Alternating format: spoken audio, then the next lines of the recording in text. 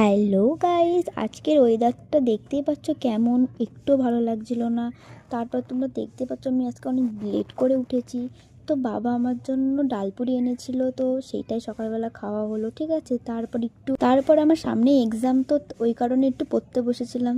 তো দেখতে পাচ্ছ জানলাতে তোমাদেরকে দেখাচ্ছি। তো আমার মা আজকে অনেক কিছু রান্না করছে, ওই কারণে আমি ভাবলাম একটু কিছু একটা করি। তো ওই কারণে মুখে একটা ফেস প্যাক দিয়েছিলাম। তারপরে মা বললো ওই শাকটা একটু নাড়, তো আমি নাড়ছিলাম। যে স্নান টান করে নিয়ে তো টোনারটা দিলাম ফার্স্টে, তারপরে একটা ক্রিম দিলাম মুখে, তোমরা দেখতে পাচ্ছ। দিয়ে শীতকাল তো একটা লিপ বাম না দিলে হয়, তো এই কারণে ব্লু হেভেনের লিপ বামটা আমি ইউজ করি। তো খুব সুন্দর লিপ বামটা। তারপরে মাথাটা একটু আঁচড়িয়ে নিলাম, তোমরা দেখতে পাচ্ছ। তারপরে পুজোটা দিয়ে নিলাম।